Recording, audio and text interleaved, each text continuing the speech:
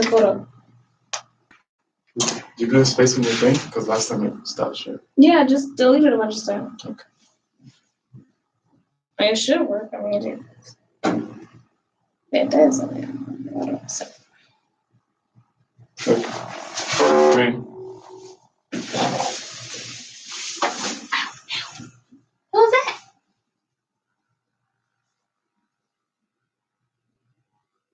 What kind of scarf is that? She's like, well, she says not done, but like, do you want the female to be colored? It's your question. Mm-mm. No? Do you want the hair to be black or want it to be orange? I want it to be orange, yeah. But. And the scarf? And the scarf would come, that's not the scarf. I mean, that's the scarf. What do you want me to tell her about the scarf? Oh, tell her, like, the scarf there is not, I need it to be, like, yes, and ish, and it's pleated. It's not like bandana, gangy, like. Gotcha. So, make the hair orange. Don't color the skin. But color the hair. I'm so sorry. I was recording a podcast. Oh, it's okay. And they were using my phone, so I couldn't respond to you. But I'm here now. What's your name? Ikea. Ikea? Yeah. Okay. Like E-K-I-E-L? I'm just trying to, if I don't get it, then I gotta make sure I get it. So no, allowed to swear on here, correct? Do not swear on air. Cool. If you feel yourself swearing, move yourself out. Okay, cool. That's gonna be the hardest part of this whole thing. It's so difficult.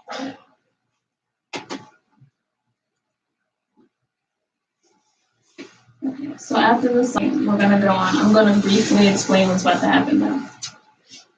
Sounds good. Yeah.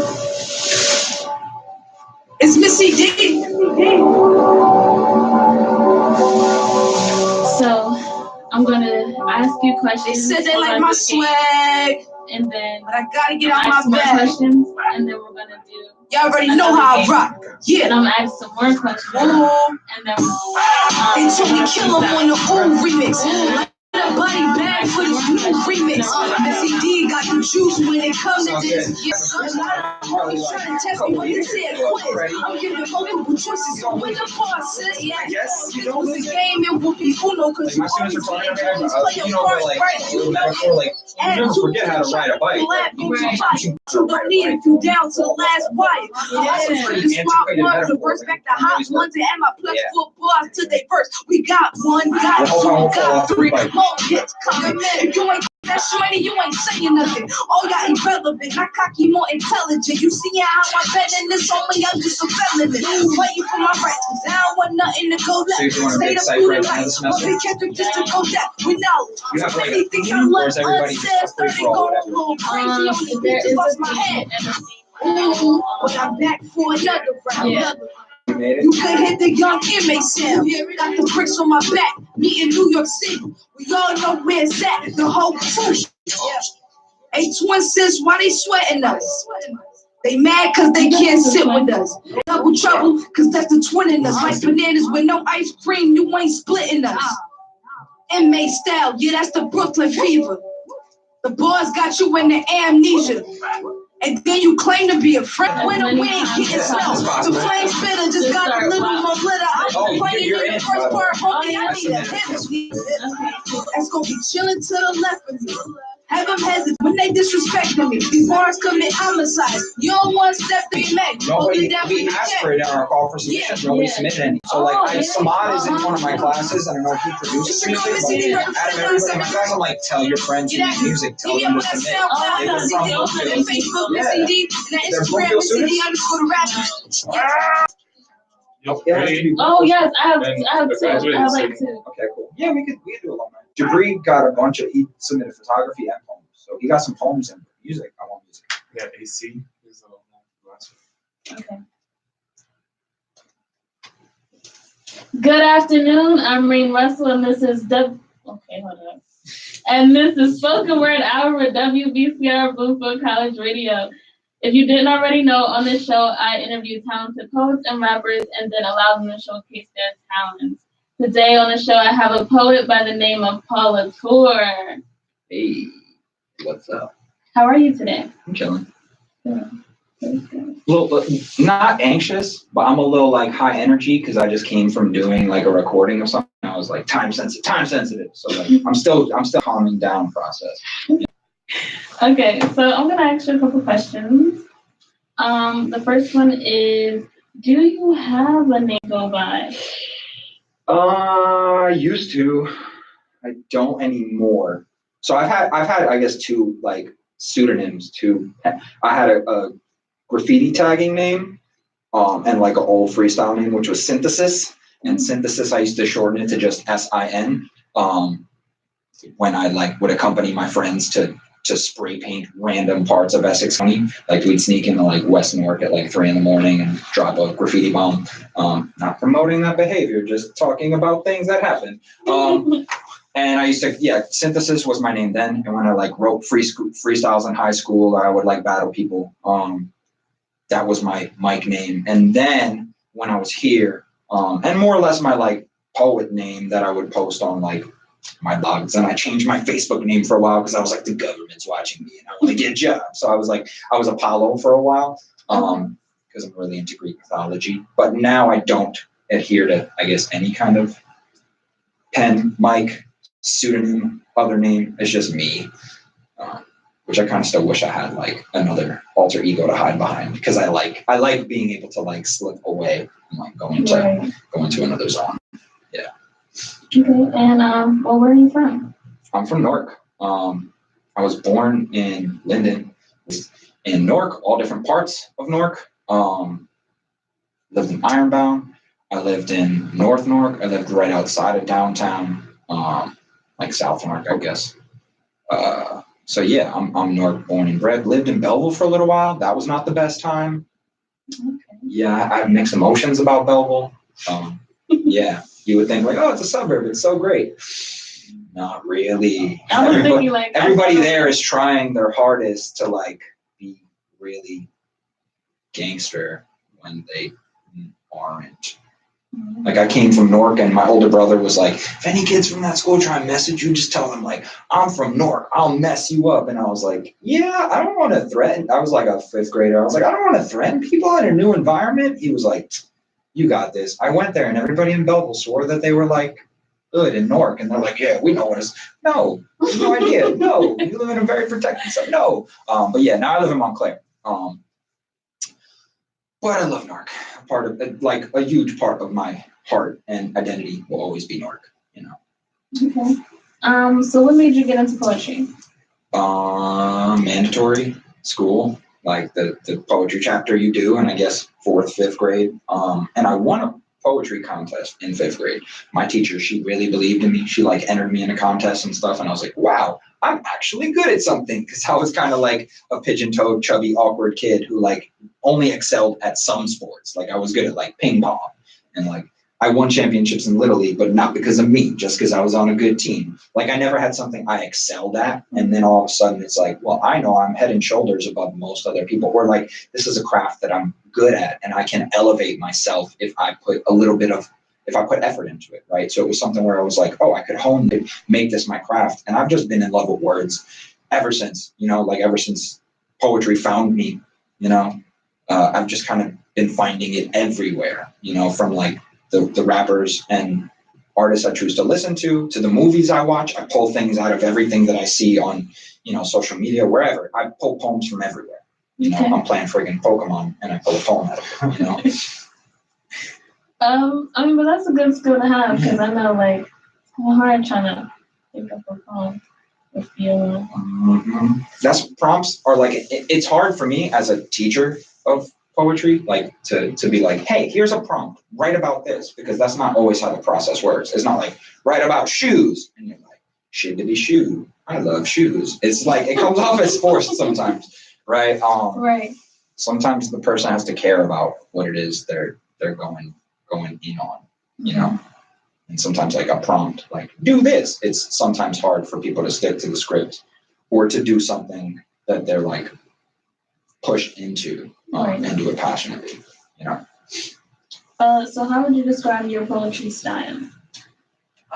Really driven by sound. It's a sonic quality. Like a lot of the people that I went to school with, when I would write a poem, they'd be like, this poem didn't sound right to me until I read it in your voice. And this like the certain cadence and delivery that I would have when I would spit one of my poems. And I guess I'd say spit because like a lot of people, oh, this is very reminiscent of like, oh, this feels to me like it could be a rap. Or this could be Eminem, you know? Like, and I'm like, oh, great. All right, cool. Yeah. Put me in the same category as Eminem. That's fair. But yeah, definitely driven by sound and driven by like hurricane of imagery. I try and like pack imagery in when I can, you know, and be as specific as like oddly specific sometimes, where I build it into a poem and people are like, oh, okay, you know, and it's like super over the top, grotesque. Sometimes like grotesque, like, oh, you had to describe all that. And I'm like, yeah. So who would you say inspires you, both like poetically, you know, maybe musically, maybe just in general? Okay. So poetically, Hanif Abdurraqib is like my favorite poet living and practicing right now. But I find myself inspired by like all kinds of like, even like older poets. Like I still really have molded myself after like Pablo Neruda was really influential to me. I love Aaron Smith. He's a more modern poet.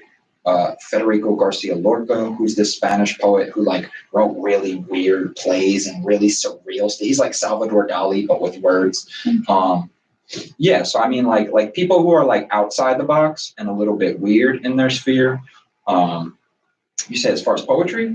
Even poetry or just in general, like musically, I don't know. Yeah, Kanye a lot, and I know that's like sacrilege to say now because like Kanye is like canceled. We don't condone Kanye because he's like out there, but like I don't care.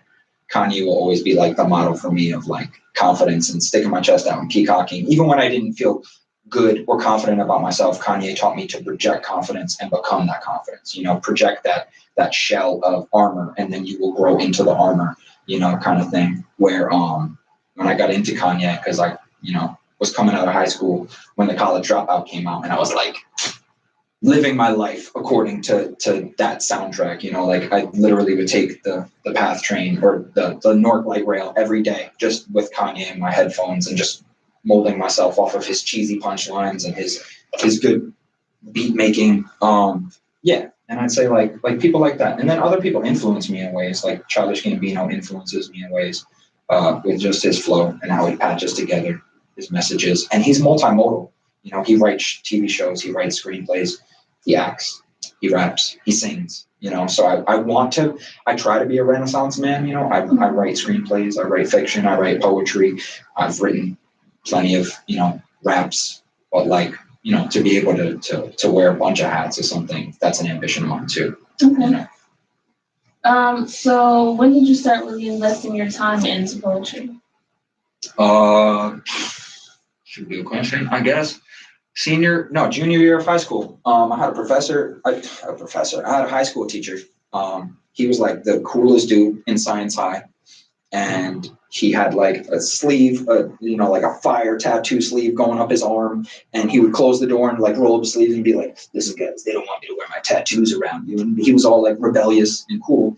And his junior year unit, we focused on poetry. Mm-hmm. And I was really getting into politics at that time. You know, George Bush was the president and Hurricane Katrina was going on and things of that nature. And we had a lot to say and we felt a lot. And the way we could express the things that frustrated us were through our poetry and through our lyricism. You know, like that was one of the only places I could go to vent about the way that I felt. Because I'm the youngest child, but I've always felt like the middle child because I got the least attention. So I would write to get my voice heard, you know. So where like if you saw me, I would be a more quiet, reserved kid when I was younger, and I would keep my thoughts in this orbit of my headspace, and like on the page or through the pen, wherever it came out, that's where I would actually get my voice. Yeah.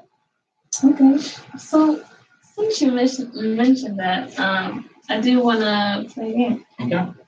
It's called the Spoken 5 Challenge, and what that is I will give you a word or a phrase, and then you will have 5 minutes to write about it, and then after recite it. Cool. So, Don't say the word or the phrase. Yeah. Say it once you go. So I have 5 minutes now? I'm on the clock. Okay. Yeah. My skin is brown. I am the fifth of Nina Simone's 4 women. I do not speak the language of the damned. You're gonna have to kill my body twice before you kill my mind once, and even then my words don't live forever. I ain't no princess. So who are you to tell me not to dance? When all I hear is it's impossible, you're incapable. When all I hear is music, who are you to tell me not to cry? When I already told myself, when all I have left are tears of joy, that instead of struggling to move mountains, I shouldn't chisel them into masterpieces, because isn't that rebellion? Who are you to tell me that my nature is a sin? That my mouth is a shotgun and my voice is always spewing bullets? Maybe I shouldn't smile so wide, my shell casings are showing. Why do you always edit my laughter to sound like homicide? Is it because you wonder how I still rejoice with shackles around my ankles? Aren't I music, see? I have watched as people who look just like me turn their bodies into instruments. Spoke sorrows into song because crying has become uncomfortable. I don't remember the last time I saw brown skin that did not glow, or if I ever have, yet still they try to convince me that I'm not golden, that I'm simply bronze and my worth is gone out of style, that my song is like a language lost in translation, and maybe it's my fault they don't understand it, that my delivery is simply too aggressive without any cause at all, that maybe I should slow down the rhythm for listeners like them. Have you heard it? The sound of broken promises, bent backs, Mama's bedroom turning into Ma's, Kevin's gates closing and locking in the distance, battle between black lives and all lives, hashtags versus headlines. I'm asking, have you chosen to hear it? They ask me why I'm always dancing to nothing. It makes me look crazy. To this I respond, I am dancing to this raging song that is too often perceived as silence. Tomorrow may be my turn, but today I am my own instrumental, unapologetically. Thank you. Stay high, stay black, stay beautiful, embrace chaos. It was like, and you know, like after police like recorded you doing whatever, and then they had their little thing at the end.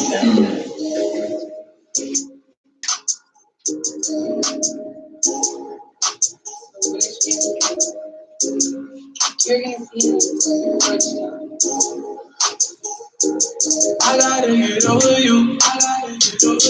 I think I need someone new. All the good times we had is through. So sad, but yes, it's true.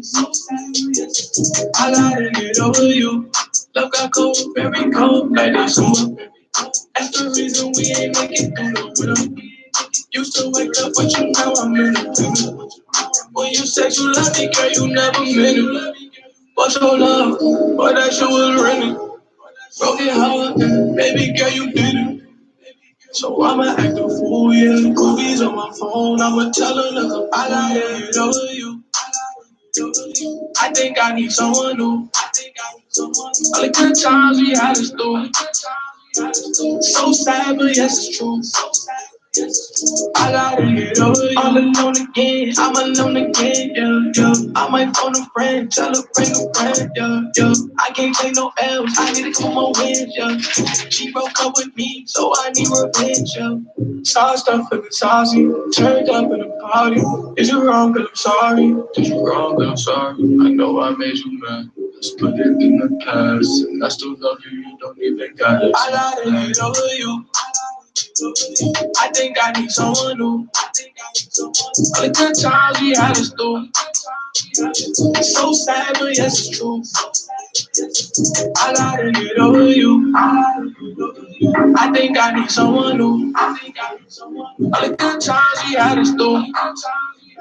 So sad, but yes, it's true. I gotta get over you.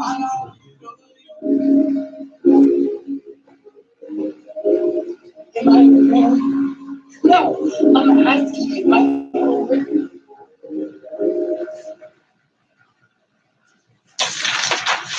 All right. So, what was your word or phrase? Right, so the prompt I was given was tough love. Okay. So you want to spit it? Yes. Okay. Tough love.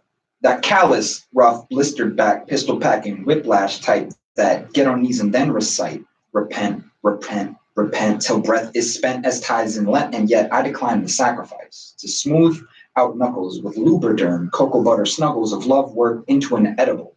Circulatory system infesting, ingesting, soul protesting, no palms left. You used to meet me with fingers after the backhand. I'm trying not to accept that. Type that makes me feel disposable, that composted, dead roses, overcooked steak, kind of tough love. Boom. Well, all right. I can't drop this mic. Right, It's don't expensive. drop that. Okay. I don't know how that was. No, that was. Well. I don't know what to say because Yeah. it's the words out of my mouth. See, I usually look at tough love is usually what like you say about like a stepdad or like, oh, I'm just trying to show you tough love, to toughen you up. Mm-hmm. But a lot of the time I think people mistake tough love for border of abuse. Mm-hmm. Like a lot of people, I'm just trying to show tough love, but like if all you're ever shown is tough love and you're never brought in, if all you do is, you meet knuckles and you meet backhands and people are constantly beating you up to toughen you up, but no one gives you the affection. So many men are told to be shown tough love also, that we accept that you shouldn't ever be brought in and embraced with a hug or a kiss on the forehead, because like everybody needs that. That's soul food. To me, it's like soul food is not an overcooked steak. Soul food is not, the end of, a box of cookies where all that's left is crumbs. You want the stuff that nourishes. So to me, it's like I'm trying not to accept tough love anymore because, that's not where I'm at. Well, if you flip it back. Oh yeah, there's another. It's another one. Oh, okay. Part 2. Oh boy. Part 2. So we're just another game. It's like Saw. I want to play the game, and then all of a sudden it's like, how about another? I survived the first one. All right, let's go.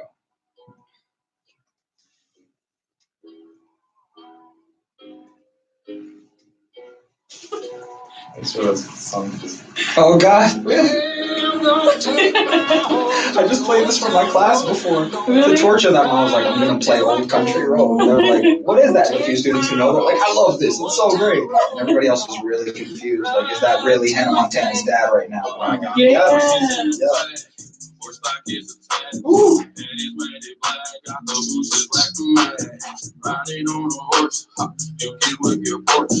I've been in the valley, you ain't been up off that porch. Now, can't nobody tell me nothing. Can't nobody tell me nothing. Riding on the track, it all in my blood. Cheated on my body, you can go and ask. My life is a movie, for riding. Cowboy hat from Gucci, Wrangler on my booty. Can't nobody tell me nothing. Can't nobody tell me nothing.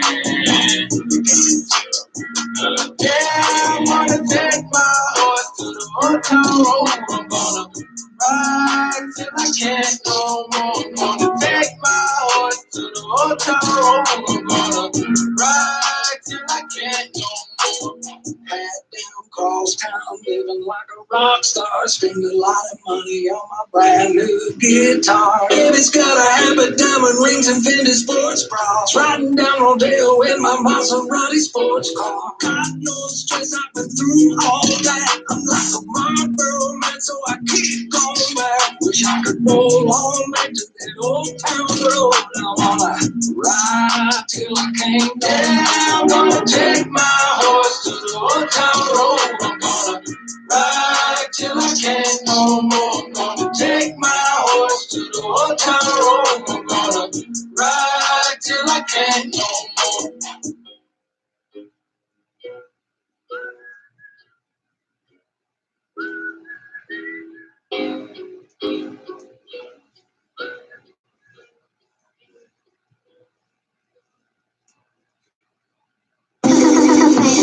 You could die any minute, I don't look to the sky, 'cause the sky is the limit. I used to joy when the ride is in when it's not for a minute and the window's not tinted, so they see who I am. Really see with my eyes, cause my eyes, I see what I can. See what I can. All the things I'm full of, waiting till it's empty. All the things I could tell, but only you would get me. Sometimes I ask questions, wonder who has sent me. Devil on my shoulder, but I won't let it tell me. My brother is so tough, will always defend me. My God is a good one, he will always bless me. I'm sorry to die now, he will never stress me. Stress me. You die any minute, I don't look to the skies. I ain't doing it. I'm used to joy when the ride is in but it's not for a minute and the window's not tinted, so they see who I am. Really see with my eyes, and I see what I can. See what I can. Go and do motion, get in the way. What's your will code? With everything you say, I guess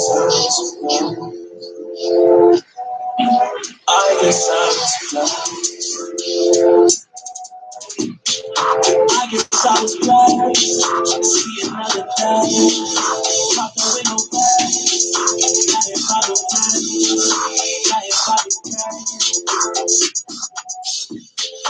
I guess I was blind. See another day. See another day.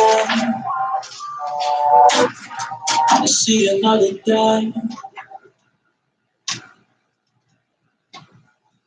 All right, and we're back. Ooh. What was your word? I'm mad you got like the southern twang going on now. The country you wrote. My word, my inspiration was spoken. So yeah, let me just go. At the colloquium, podium, the war room like a funeral, the open boom, the whole world, like Metro Boomin on the track, collapsed since I was 20, 21. Found my voice in closed classes and open door studios. The muted throws of old lectures crossed out of life like extentacion. Nowadays, you find me riding loud.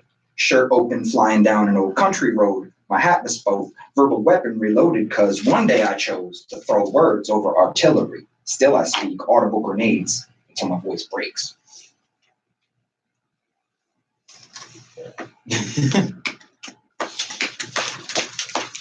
Seriously. Thanks, y'all. Like, I guess you don't forget how to ride a bike. clearly, because that's like, it's like your wordplay is really the glue. Mm. Like, I see what you mean by like pinned images. This imagery. That was well, all of you. Yeah, I mean, you were like by me as I watched it, and then I'm listening to like Old Country Road, and I'm like, I'm gonna work that in some way, even though it might seem really odd. I just wanted to, and that's the way I think I also write. Sometimes I'll be like, I just want to make a reference to this. I don't care that it's not well thought out. I'm gonna make it work, you know? Right. And I think that's a lot of what creativity is too. It's just like to throw in the unexpected. You know, because there's always times rhymes come to my mind. I was going to be like spoken, the broken. And I'm like, no, broken is the first thing anyone would expect when you say spoken, right? So I ended my poem until my voice breaks, but I didn't get to broken until the very end. And I didn't want to use the obvious rhyme because that's too easy. It comes, the first thing that comes to my mind, right? The 21 Savage thing, the Extentacion thing, that's something that didn't come to my mind until I started saying the whole room, and then I'm like booming. I want to work booming in there. Then I'm like Metro booming, and then it goes from Metro booming. Now I have to drop 21 Savage. Now I'm talking about that. Now I'm talking about artillery, and I'm talking about living this lifestyle. Now I have to drop a reference to X. And then at the end, it just kind of became like, well, I could have done something about Nipsey also. See, then it's missed opportunities too. But anyway, yeah. That's the thing. You can't really take back a freestyle. right? But that's the thing. Like when I free write, then I return to it, and I'm like, what kind of state of mind was I in? But then I can go back with the pen and I can revise and I can rework it. When I'm on it's so much harder. Like when you put me on the spot with 5 minutes, I'm like, oh, I have to make a choice now. You know, the pressure is so much higher. It's like a battle. It's just like a freestyle because there are no takebacks. Right. You know, there's no like, oh, well, I meant to actually have this punchline and say that. There's no like, there's no redos. You know. Right. And I think that's what makes it its own unique craft and art, separate from because I hold poetry and verbal lyrics. I hold lyricism and poetry in the same exact family, right? Like rappers are poets. Poets have the capacity to be rappers. They don't all have to be, because I know some 87-year-old poets who could not win a battle if you asked them to, right? But I know a lot of rappers who could hold their own if you placed them on a stage at the Eureka, right? And so I think those two things are interlinked, and there's so much crossover. Yeah, is two disciplines that each require their own mastery of the craft. You know. So in terms of performing, have you performed at places? Yeah. This past summer I performed at the Knitting Factory in Brooklyn. I performed at Cornelia Street Cafe in Manhattan. I performed at a few other bars. This rooftop lounge, the name's escaping me right now. I performed at the Nuyo, but only during the open mic. I didn't like feature or slam. I'm like still nervous to slam at the Nuyo, just because that's like the Madison Square Garden of poetry to me. You know, it's like where the big hitters come. And I feel like I'd step on that stage and I would just mom spaghetti all over myself. Like I would Eminem, but in the first act of 8 Mile when he's still choking, I go up and be like, and my feelings and my father, you know, and then like it would just completely not be me. You know, when I went up to the open mic, it's like less pressure. You know, that's like me dipping my toe in instead of being like, I'm gonna swim with the sharks, because the Nuyo has some sharks, man. Like every time I've gone, there's been one person there who has like blown my mind in one way or another, and made me want to immediately go and grab my phone and write a poem. Like I've been at the Nuyo, every time I go, I'm like writing a poem in the middle of something. I'm like, I'm gonna show you. I'm gonna one up this. I'm gonna destroy your beauty, your image. Because like it's all friendly competition too. Like I love being around poets and lyricists and people into their craft so much, because like to me it's never been like I want to slit your throat. I want to. I mean it is, but at the same time it's like I want to be better than you, but because I want to be the best me. Right. You know? And it's like when other people show you their excellence, you want to just like level up one spot above their excellence. You know, it's like I want to be surrounded by excellence. I don't want to be a shark in a tiny pond. I want to be a shark in an ocean. And if I run into other sharks, good, they'll make me swim faster. You know, so I think that's the attitude, you know, to have towards whatever your craft is. Definitely, because the Nuyo, oh my God, every time I go, I'm just like. It's. I literally do this. Like. You should come. Yeah, we're coming on Friday. I'm taking a class on Friday. If you'd like to go, you let me know. We'll work it out. Yeah. We every time I go, like even on the times I've gone on Wednesday nights before where they have an open slam, because they have slams on Friday nights, and it's like 4 people who have qualified to be there all read, and they do literally just like, you know, a death match of poetry, you know, and each round is scored.